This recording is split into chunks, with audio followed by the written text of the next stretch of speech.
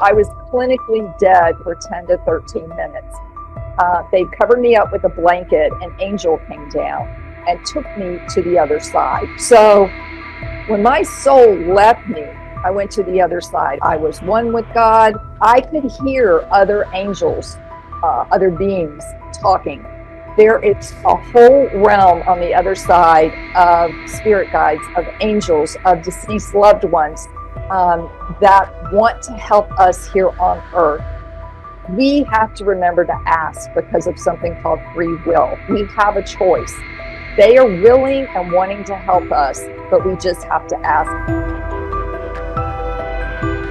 Welcome. We're here with Nicole Kerr, and she had an amazing near-death experience when she was 19 years old. She was an Air Force cadet, and she had a car accident in which she lost her life. This happened when she was young, and she had the chance to visit heaven and receive a message. Let's hear it from Nicole. Hi, Nicole. How are you? Hi, AJ. Thank you so much for having me on your show. It's such a delight and privilege and honor, actually, to meet you. And I'm doing very well today. And I'm just very grateful to be on your show and to talk about my experience and hopefully give some hope and some strength to other people. So, Nicole, can you tell us about your NDE when you were 19 years old? What happened exactly? Like you said, it was a car crash. I was a 19-year-old cadet at our United States Air Force Academy out in Colorado Springs, Colorado. And it was my second year there. And I was getting a ride back with a senior, and we were in a Corvette convertible. And this is something that, we had to get back to the academy, and I wasn't, cadets aren't allowed to drive until they're juniors and seniors. So I got a ride back with him, and he wanted to stop for a beer and a cigarette. And he actually had a different agenda and to make out. And I was raised very conservative. I had never dated before. And I thought for the first time in my life, I'm going to go have some fun. I'm going to break my dad's rules, which were no smoking, no drinking, and no dating cadets. And I'm just going to go with it. And for the first time in my life, I went with it, and boom, did I get slammed. And so what happened is he made a sexual pass at me, and I said no. And he got really angry, and he spun the wheel of the Corvette, and it fishtailed and hit a huge boulder, then flipped over. And both of us were ejected from the car, and I was pronounced dead at the scene. And the reason I know all this is because the EMT that was called to the scene and that worked on me told me. He came to my hospital room 10 weeks later and told me what happened. And he said, and this goes along with the documentation from the doctors as well, when he got to the scene, some bystanders had heard the crash, came out, called the emergency services, and it took between 10 to 13 minutes for the first responders to get there. So I was clinically dead for 10 to 13 minutes. They covered me up with a blanket, and when the first responders got there, John, who is one of my guardian angels, so to speak, he checked me out, couldn't get any vitals on me, so did something called a sternal knuckle press, which is designed to elicit pain in the body. And so he did that, and my right pupil flinched and dilated. When I went through the windshield, I later remembered, my memory came back 19 years after the crash. So the only memory I had of the crash was this brilliant white light. And that light is similar to all these other NDE stories that you hear where people talk about a bright white light. And I write in my book how it was. Rays of brilliant white light flooded me from all sides. Streams of light cocooned me, wrapping every part of my being in a chrysalis of soothing waves. Instead of the pain of impact, I felt rocked and held. This was bliss. And I felt like an astronaut in outer space, just full of awe and wonder. And if you look back in the 1600s at the definition of fear in the Bible, it actually meant awe and wonder and reverence. And most NDEs have that experience with this light, this presence, this energy, this being enveloped in it of just pure unconditional love and awe and reverence for it. It wasn't the definition that we know of fear today of being afraid. So that was the only memory I had for those 19 years. And then I'm at work one day, I went to get a coffee, and I remembered exactly how I was sitting in the car. And I remembered going through the windshield, and I remember going to the other side, and I remember the whole conversation on the other side. And I asked my doctor, why 19 years later? I mean, really, I had no memory. And he said, they're repressed memories, Nicole, and your body hasn't felt safe enough, and you didn't have the resources to deal with the trauma that you endured. And I will also say, I believe in angels and guides. I know they exist from my experience on the other side. My guides were telling me, it's time for you to remember this story because you need to share it with the world. It's an important message for people to get out of fear about death, because we are all going to die. It's the only shared experience that we have left amongst all human beings is death. It used to be McDonald's. We all visited McDonald's, but not anymore. It's death. So it's important that you unravel your belief systems if you fear death and other topics, and get to those cores and transcend and transform those beliefs, because that's going to enable you to live in the present moment and live your life fully and take risks and become that being that you were born to be, not who someone else told you to be. So it's an important lesson. And I think a lot of people, the way they were raised, I know for me, especially from a religious standpoint, we're taught to fear death because we feared God. But I will go back to my soul. We all have an energy body. Upon death, it cracks open from the top down and our soul flies out. So when I died, my soul left me when I was up in the air, when I was being ejected went through the windshield, butt up first, and kind of got frozen up there. I knew when I looked down, I was going to die. I knew it. And I cried out, oh my God, please help me. And at that moment, an angel came down and took me to the other side. Okay. It was a male angel. And in my book, I call him Casper the Friendly Ghost, because that's what it looked like to me. It was a translucent body, but it was put in a shape form, and it had a male gender to it. And it was probably in its mid-30s. So that's about what I knew. And then right after I published my book 2 years ago, my granddaddy came to me. I could smell cigar smoke in my office, and I looked around and I heard Nicole, and he said, Nicole, this is your grandfather on your paternal side. He said, I'm the angel that came down and saved you. He said, I saw the abuse and your fear that you were enduring at the Air Force Academy, and that your soul was in the wrong place. You were never designed to be in a military academy and learn how to fight and kill other people. That was not your soul's purpose. You were doing that to please your father, which I, of course, knew I was, but I just couldn't quit. Because in our family, you don't quit. Failure is not an option when you sign up for something. So with that belief system in place, I kept going through the next day at the academy, just living in fear. So when my soul left me, I went to the other side, okay? But when the EMT was working on me and got that sign of life in my right eye, my soul came back in at that moment, and they were able to get a blood pressure reading on me of 60/0. Now that's still life and death, okay? Because normal is 120/80. So they immediately put mask pants on because I had cut my foot off. I had severed my wrist, my pelvis. I had massive injuries. And I was in such a state of shock and death that I was bleeding from the bone, which is a medical situation where it's extreme hypovolemic shock going on.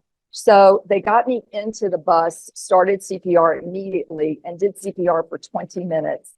And if you know anything about CPR, you know that's a long time to try to resuscitate someone. And so they did, and they got me into the nearest community hospital, not a trauma hospital.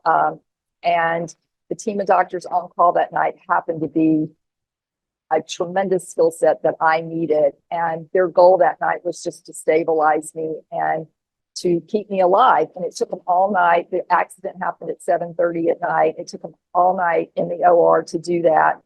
And then I spent the next 4 months in the hospital recovering from the physical injuries of the crash.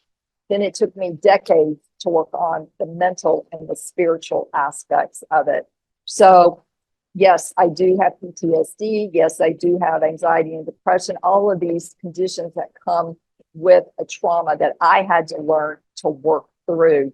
And it's been a 41-year journey, and it continues to evolve because my memory keeps coming back of things on the other side and events that may still trigger me that I still have to continue working through. So we're all on a journey of our soul's evolution, every single one of us. And we never fully get to the end of it. But I have had to reconceptualize everything in my life. I was completely transformed. So what happened exactly once you left your body? Did you recall your trip to the other side? Yeah, I did. I can tell you, and this is how I wrote it in my book. When I left my body, God had been all around me. And I use the term God. It can be source, higher power, whatever you want to call this creative, intelligent, energetic, intellectual being that is there. It has no beginning and no end. And that presence was in me. It was me. I was one with God. God was oneness and fullness and presence, but most of all, God was love. This pure, no strings attached, open arms love. And in that state, I had not suddenly been forgiven or received forgiveness from a stern father for my, quote, mistakes of disobeying him. My mistakes didn't even exist. And that's a real important lesson that I want your audience to hear is your mistakes don't exist on the other side.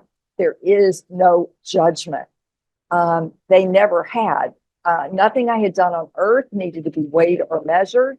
The life I had just left behind told a story, yes, but just one of many I had lived in different realms.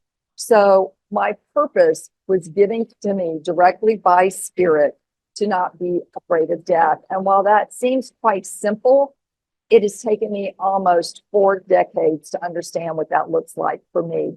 2 decades, to get my memory back, and then another 2 decades to process that and to embody it and to be able to articulate what it is. And what happened to this Casper the Friendly Ghost after he led you to the other side? Okay, so on the other side, you have to remember we're in soul form, spirit form. We don't have these bodies. So I could hear other angels, other beings talking. And it's not like they were talking in English. It's through telepathy or through vibration. There are other ways you communicate on the other side. And then somehow you translate it back into English when you get on this side. I don't know how that happens, but it did. And the message that I heard was to ask our angels for help. There is a whole realm on the other side of spirit guides, of angels, of deceased loved ones that want to help us here on earth. We have to remember to ask because of something called free will. We have a choice. They are willing and wanting to help us, but we just have to ask. And it can be as simple as a parking space. And I know people laugh at me when I say that, when I'm looking for a parking space, but every time a parking space shows up. So they will present you with the evidence if you ask.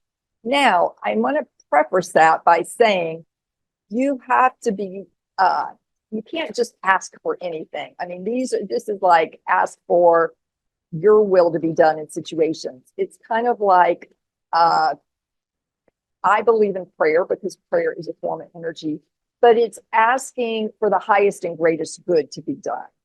So asking your angels to help with, like right before I got on this podcast, can you help me to articulate and discern what needs to be said so that the greatest number of people can hear it and it can help them in whatever situation they are in. So I ask for that kind of help daily in my life, and I never fail to get it. So that was an important message. And then Casper says to me, Nicole, you're going to go back. And I could see my body from that side, because you have to remember on the other side, we don't have the limitations with our eyes that we have in our earthly human form. In our human form, we can see straight ahead and maybe 40 degrees each side peripherally. But in the other realm, you can see 360 all at one time and the future. So it's just all like, I don't even know how to, it's hard to find words to describe the other side. It really is. And I know I'm not the first to say that, but you can see it all. And just with music, you're hearing like multiple stations going on or multiple music at one time. It's amazing what the other side is like. But he told me, you're going to go back. And I just looked at my dead body in a ditch and I saw all the injuries. And I said, I don't want to go back. I knew that there would be pain and I knew that there would be suffering if I came back in that body, not only physically, but emotionally and mentally and spiritually. And I was right. It's been a difficult journey. I'm not going to lie to anybody to weed out all of these belief systems that I was given and to question them and to transform myself and to evolve and become aware of things into my own being. That has been a long journey for me. So I was told I was going to come back. I did not get the choice. Some people do get a choice, but I did not. And then I tried to leave 2 weeks later in a operation. It was an emergency surgery situation. From all the cuts that I received, I had gotten the feces, the grass, the rocks, the gravel, all of that got inside my system, and I developed sepsis, I developed gangrene, and they took me into the OR, and I was coding on the way to the OR. So when I got in the operating room, I actually did, they couldn't get my heart resuscitated. They called time of death. They told my parents I passed away, and I left my body again. I wanted to go find that brilliant white light because I was in so much pain. And my angel, who I now know is James taught me, and he said, no, you got to get back in your body. And I just said, I don't want to. And he said, yes, Nicole, you need to. There's a mission for you that's greater. And so I did. And 2 minutes later, my heart started beating. The doctor to this day says it is something supernatural. I have never believed in NDEs until you came along. And she's a thoracic surgeon and first female surgeon in Colorado Springs. She's an amazing woman. But she said, you keep coming back and defying the odds, defying medicine. And then it happened a third time. I tried to leave again. My lungs were filling up with fluid and I suffocated. So I did try to keep going back because I really loved being on the other side. And they kept sending me back saying, no, you got a purpose here and you need to align with that mission. And it's going to take you a while to align with it. And then James said he would be with me until I crossed over for the final time, which I'm still here. So hopefully I'll have a couple more decades on this planet now, but I have a team of 5 angels around me, and he is one of them. And I call him my military angel because he is there to protect me. And it turns out, my grandfather was in his 30s and he was an alcoholic when he was on Earth. And it's ironic that the driver of the car that I was in, he turned out to be an alcoholic as well. And my grandfather died of a massive heart attack at 58 years old.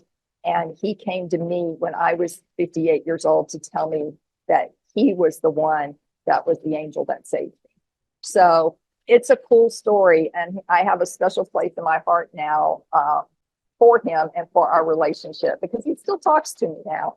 Tell me about this. What kind of relationship have do you keep with him on with these other angels? Do you have any sort of communication? We all have at least one guardian angel. I have one, Seraphina, they'll tell me their names. If you ask for their names, they'll tell them to you. Then I have James, and then I have a team that work with me. Here's something really cool about the angels. They'll come in and they'll help you with something. And then when you've worked through it, they'll leave you, and another angel can come in to help you with something else that you need help with. So they can come and go, but there's a core that stays with you. And this core for me also includes Victoria, includes Vanessa and Desiree. So those are the names of them, and they each have a certain function in my life. And so I think it's really cool. And James will talk to me if there's a situation I'm in that is not safe for me or is going to cause a fear. It's like I get a sense that something good is not going to happen, so I get out of that situation. So he helps me with that. And I'll ask him, is there anything I need to know for today, regarding protection? Or I'm going on a trip. Is there anything I need to be aware of? And if you just, for me now, it's just about going inside and tuning in and connecting to that realm and just being open to hear what the message is and not have a preconceived idea of what that's going to look like. It's cool. Yeah, but how is it? Do you actually hear a voice, or is it an inner voice? No, I hear it. There's an audible voice? Yes, I hear an audible voice. So it's different people are like clairsentient, clairvoyant, clairaudio. You can do it with your different senses. Some people have two or more. So for me, I hear things. I don't necessarily get a visual. So that's what I will hear. I heard him, and then I smelled. So that's also another way to communicate with the angels is through different smells. They'll trigger something in you. Like the cigar smoke was so strong and there was no one smoking a cigar near me. I knew that was the other realm trying to get my attention. So when you have something off like that from a smell or a scent, or you hear something, or you feel it in your gut, or you see something, or you see certain messages repetitively, that's the other side trying to get your attention. And what I found is if they don't get your attention, they'll go through somebody whose attention that they do have and try to get the message relayed to you.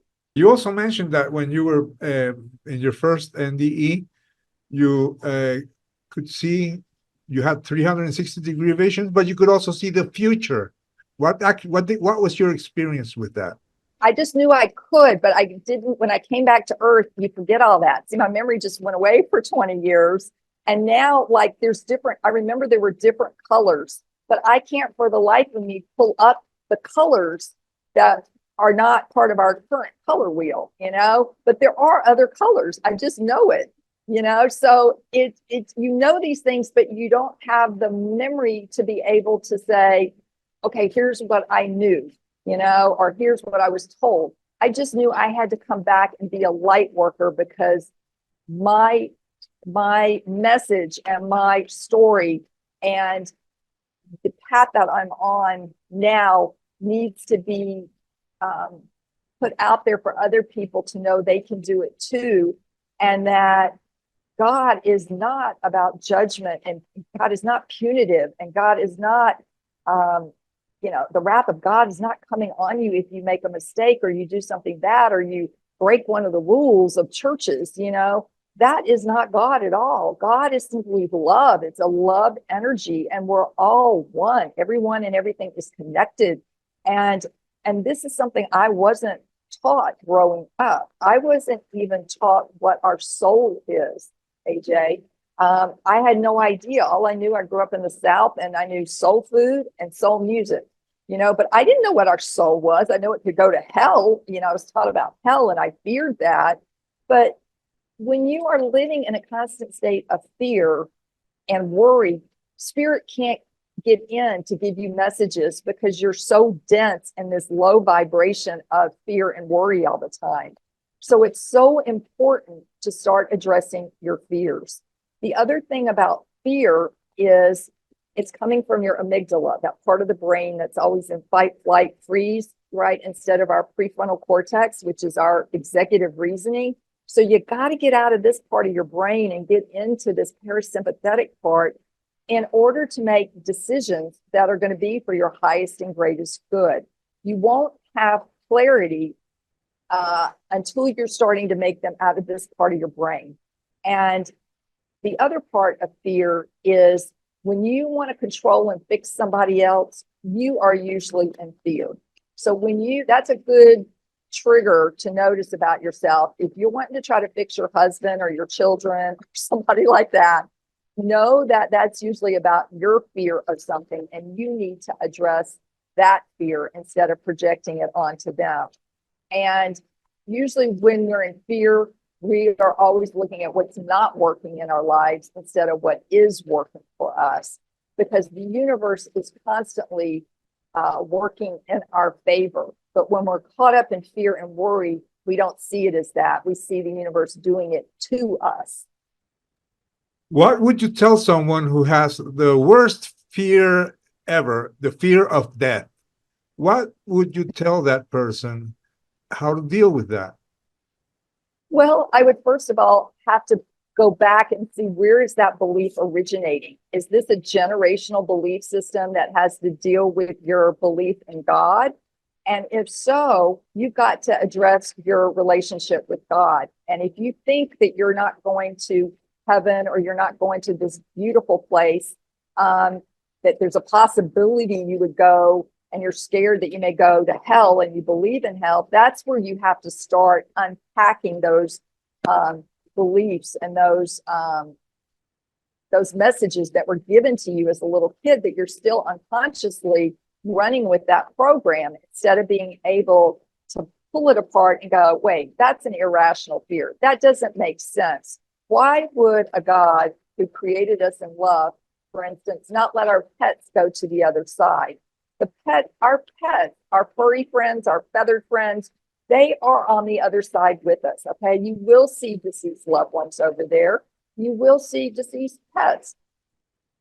It makes no sense that a loving God would create these beautiful animals, which for a lot of people is the only way they will get unconditional love in their whole life, is through their animals. And they bring them so much happiness and love. Why wouldn't their little spirits be on the other side? Okay, yeah, but most people think that you die and that's it, you know? Well, it is for your body. I will tell you that. That is partly true. Your body is like done, but your soul lives on. And I can tell you that also you have many incarnations of your soul. This is not your first rodeo here on earth. Okay, that's why when you see a baby and someone will say, oh, that baby looks like an old soul. Have you ever heard that phrase? Well, that's because that baby has been around a couple of times in a different form, incarnated in a different human experience. Other babies look like the Gerber baby. There are little cherubs. They're like, oh, I can't wait to see what Earth holds for me. And they're going to go, uh-oh, I didn't realize there was so much fear and hatred and all these divisiveness and, things that are going on right now that makes it really difficult to trust that there is a greater good and a higher presence and vibration, and that we're working toward the light instead of staying in this darkness, greed, corruption that seems to have been very, very much the way of the world recently. Now, if a close friend or a loved one dies, how do you take it? You have to remember you're still human. And that's the balancing act between spirituality and humanness. So I want to honor that human part of you that is feeling grief and feeling abandonment and feeling sadness and just all of these emotions that are going with the death of this person, okay? you have to honor that and compassionately hold them and let them work through that. But if you understand the greater cosmic consciousness and the bigger picture of where we go and how we keep evolving, you will understand that that person lives on and you will see them on the other side. They will not be in their human form, but you will have the connection that you had of love. We just forget that. It's something called spiritual amnesia. We get it when we are born. We forget that we're these perfect, eternal, radiant, everlasting, gorgeous beings. And then we have to spend our whole life unwrapping that to get back to that you're perfect just as you are. There's nothing to fix. But all these filters that we get put on us when we're growing up cause us not to trust ourselves, cause us to think we're unworthy of love, all these messages that are not true. Great. So tell us about your book. When did you start writing it? How come it took you so long to write it? And can you show it to us? Well, you know what it's like to write a book, AJ. It's not an easy thing to do, okay? Yeah, but it took you almost 20 years, right? Well, yeah, 13 of writing. So I went into the CDC, the Centers for Disease Control and Prevention. I went into public health after graduate school, okay? So I was more of a scientific mind, and I knew how to write for scientific journals. It's a very different way of writing than writing a book for the public about your experience. So I had to hire a writing coach. I had to go through, the book helped me heal, okay? Writing this book, the different layers that I share with people, I was putting my heart out there. I am authentic in the book. I talk about trauma. I talk about God. I talk about religion. I talk about all these things on my journey of healing. So there's the part of the NDE in there, but it's mainly my journey and how to fully live and let go of that fear.